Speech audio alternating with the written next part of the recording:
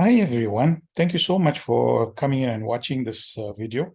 I just wanted to tell everybody, to all those who have subscribed on the YouTube channel, thank you so much.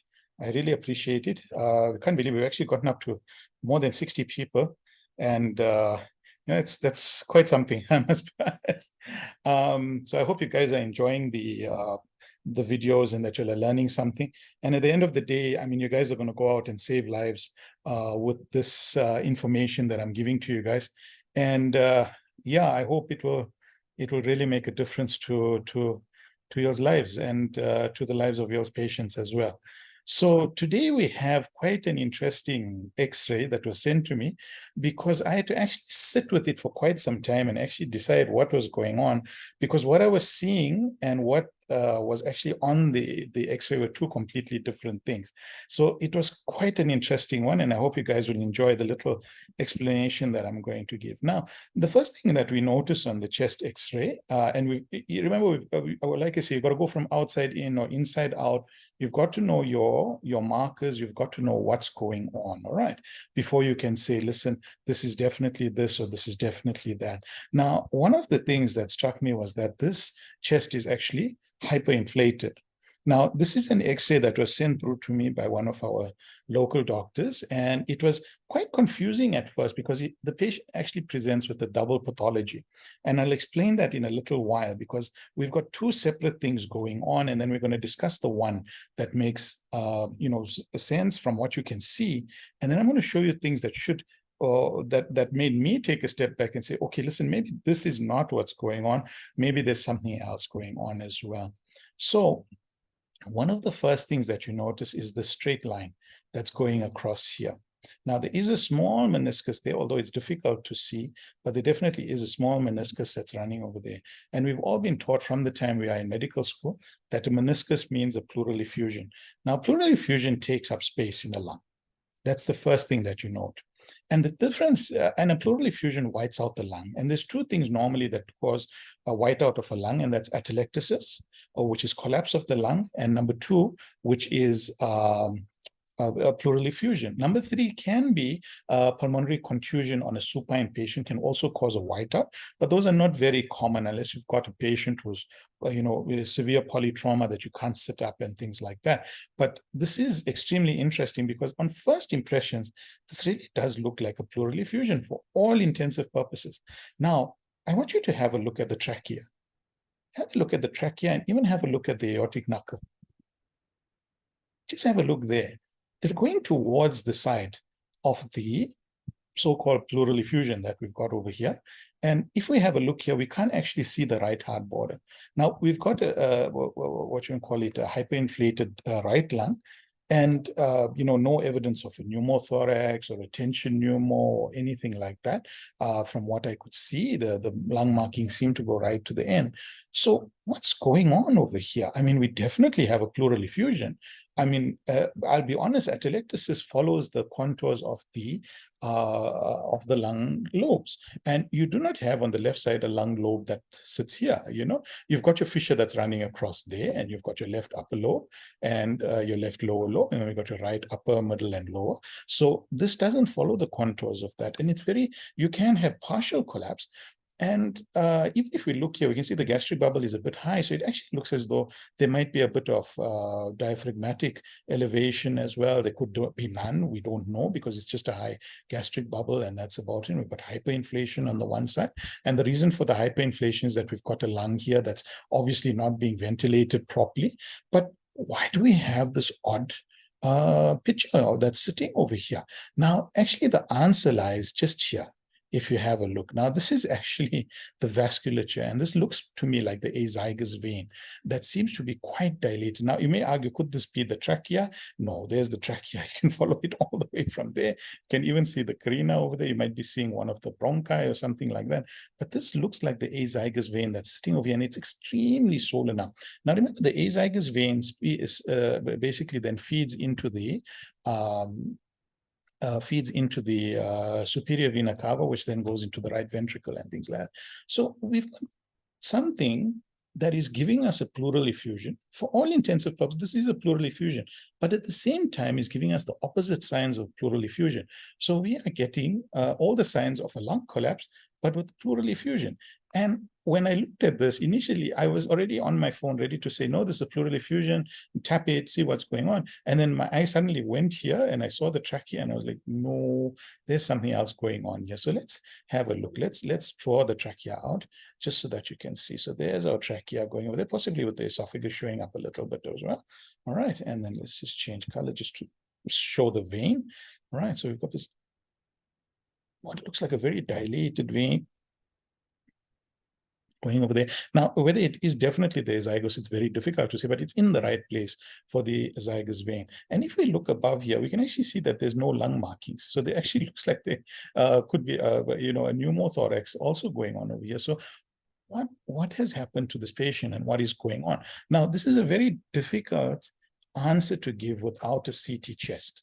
This is the type of patient that you should immediately get a CT chest on. But let's have a look and see, or let's think to ourselves, now we're sitting in the emergency department. We've received this patient who's short of breath, not ventilating properly. We got percussion dullness, stony dullness. We hear decreased air entry on the left-hand side. It's going up to a particular level. We might even have tried a tap and seen some fluid coming out. But when we take the X-ray, our initial diagnosis and what we are seeing on the X-ray don't match. So what could be the possibilities? Well, number one, and the most obvious one, is that this is an atypical atelectasis and that it's actually pulling the everything towards it on this side with the lung collapse.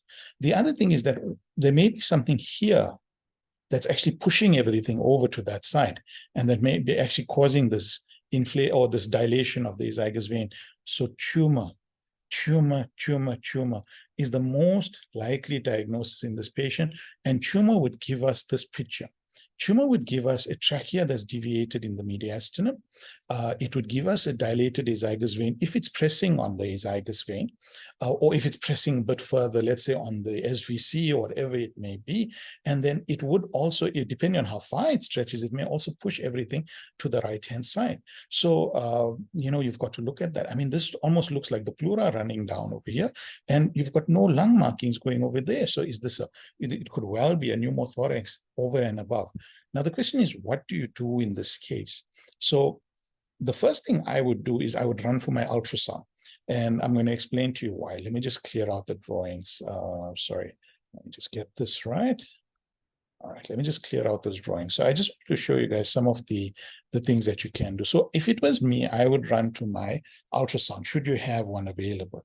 Now, of course, these are not from this patient. This is just to give you an idea of what you could see. Now, this is actually looking at the right side of the chest. And in fact, we're looking here at the diaphragm. Here we can see the liver. Here we can see the spine. Now, what you should normally see all over here, let me just highlight it a bit better. All of this over here should be what we call the liver. The liver actually reflects itself in the air that's normally present in the lung. So you should see the liver on both sides of the diaphragm, and that's how you know everything is okay. Now, in this case, what we see is that we see the collapsed lung that's sitting over here, and we see this pleural effusion that's sitting over there. So if we had something like this, it could possibly tell us what's going on. So we've got a collapsed lung, we've got the fluid that's sitting over there. If it's a huge effusion that's passed through a lot of areas, it could explain why it's, this lung collapse that's pushing it, but it doesn't really, because the pleural effusion should be pushing everything to the other side. And this is what they call the plankton sign. So plankton, not from SpongeBob SquarePants. Please, it doesn't resemble plankton from there. This is plankton that you would normally find in the ocean would look like this under a microscope. So that's what they're talking about. And that's normally a sign of an exudate. So this is something I haven't covered in my lectures before, when we were talking about pleural effusions and looking at the chest. And so I just found it quite interesting to actually put it in. And as you can see, the ultrasound is done by POCUS 101, also a very lovely website to visit. I think they've also got a YouTube channel. So it's quite interesting. Then the other thing I would do is that I would go and have a look at my cardiac views. Now, if all of this sounds strange, you should go to our emergency ultrasound course and just have a look at that and see exactly what we're talking about. Now, what you can see here is that you can actually see the pericardium. So the pericardium is quite nicely, sitting against the left ventricle over there, and what looks like a pleural effusion here as well. Now, generally they say that, well, this is the descending aorta. So if it's a pericardial effusion, you normally see it posterior. So in other words, your pericardium sort of comes behind that. And if it's a pleural effusion, the pericardium tends to stay in front. So that's how you can tell it. Now, this is, of course, not from our patient, so it doesn't really make much sense as far as that goes. So what would you do in the emergency department? That's the question, coming back to this patient, because you've done your ultrasound. Let's say you find a pleural effusion, and you've done your echoes, and you can see, okay, there's something going on there. You might even see dilatation or collapse of your right atrium, depending on how bad the obstruction to the SVC and azygous is. There's so many things that could be going on. So the first thing that I would do is I would tap this, but I would not tap it to the extent of giving significant relief. I would tap it for the sake of testing. So I would just take out enough to be able to send for an MCNS, maybe for serology, for TB, for things like that, because tuberculosis and lymphadenopathy along the aortic chain, the thoracic chain could also cause this. It is a possibility, so that's what I would do. The problem is that if you remove too much of this, and looking at how the lung is sitting, you may well force things a bit more onto that side. And this could lead to further respiratory distress, because for all we know, this pleural effusion just kind of keeping things in check here. It's just kind of keeping things towards the center, and removing too much may well cause a further movement, and we don't know what that could cause. So we take out a little bit. We then, of course, treat the patient empirically. We'd give them some antibiotics. We'd give them a bit of, nebulization. So we'll keep them on oxygen. We'll try and see what's going on. We'll get our histories. We'll take all of that. And then we would organize a CT chest. So, of course, you've taken your bloods, you've done all of that. Now, if this patient is severe respiratory distress, which this patient wasn't, you may consider intubation and things like that. But in this case, this wasn't the issue with this patient. They were in respiratory distress. So that's where I think about 88 on room A, and they responded well to, just normal face mask, O2 40%. They came up and things like that. I think there was a history of smoking and things like that. Now, I don't have an answer as to what happened to this patient. I tried to follow up, but I couldn't find the file anyway. But that's not the important thing for us in the emergency department. It's nice to know what happens to your patients afterwards, but the important thing is that very often we only give differentials. We can't give final diagnosis. That's why I always say we are the ED, not the FD. We're the emergency department, not the FD, final diagnosis department. So you're not meant to gift trap patients and give them to departments. They are meant to do their own work. Now, excuse me. In this case, I would have arranged for a CT scan immediately.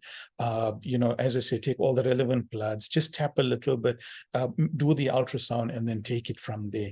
Now, if you are in a privileged position where you are working, remember, I always tell the guys, we're in a semi-rural hospital. It's not that easy for us to get CT scans. And even if we do, they don't get reported immediately. We've only got 2 radiographers, radiologists, and they're both medical officers. They're not specialists. So we often have to wait for our CTs to come back. It's good if you can learn CT chest anatomy and also figure out what's going on, but it's not the most important thing for you. If you are in a privileged situation, you've got radiologists on call, you've got everybody on call, patient should get an immediate CT. Get the report, know what's going on. You've sent everything off. Once you know exactly what's happening with that lung, let's say they've diagnosed tumor, and they've diagnosed maybe pneumothorax, maybe there's metastatic spread into the lung with rupture and a pleural effusion, then you could possibly think about, inserting an IC drain. This is just something I've seen now. So if you see that air that's over there, that further, that surgical emphysema, I didn't even notice this when it was first sent to me. So I would further, support the diagnosis of a pneumothorax on that side as well, which again, if it's a tension pneumothorax, everything should be going to this side, and yet everything seems to be going towards that side. So this would be our sorry about that. That would be my approach to this patient. So very interesting X-ray, where what you found clinically and what you see on X-ray doesn't match up completely, and the reasons why. So sometimes, especially at 3 in the morning, you've been working for 18 hours or 8 hours or 12 hours, however your department functions, and you get stuck with something like this. It's not easy for your brain to start thinking. So always remember, break things down into more manageable bites. Is it tumor? Is it infection? Is it trauma? You've got to think along those lines. Is there another comorbidity that could be causing this? You've got to, and I'll be honest with you, we never reach the final diagnosis on this patient. You've at least saved their life by putting them on oxygen, getting them to the physicians, organizing a CT scan, doing your ultrasound, seeing what you can find, and taking it further from there. Now, if you're very advanced, you could do the ultrasound from the sternal notch over here and have a look down to see if there's any effects on the thoracic aorta, to see if that may also be a problem. Could this be something that's causing? There's so many things that you could look at, but even if you don't get to that point and you just stopped here, pneumothorax, pleural effusion, possible atelectasis, possible tumor, you've done enough for this patient, and you've sent them in the right direction. So as when I initially qualified, the general practitioners were the captains of the ship. They still are. They are the ones who decide where patients go.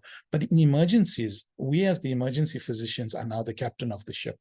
If you decide this patient is not worth saving, or this patient has got something that's inconsequential, I'm afraid you've set their course of treatment, and they may never recover. So you've got to be careful of all of these things. I'll be honest with you, at 2 or 3 in the morning when these patients come through, I used to always just run for trauma and suture as many people as possible, because at least you don't have to think when you're doing trauma. So my apologies to all the trauma surgeons, but that is exactly you just do physical work. But for those of us who are working in the emergency department, we do have to deal with medical emergencies even when we are tired, So I hope you guys enjoyed that, and I hope it taught you something. Hope it taught you a bit about pleural effusions as well, what to see on ultrasound as well, and just to show you an interesting X-ray and not something that we see very often. Okay, keep well, and I'll post again soon. Bye.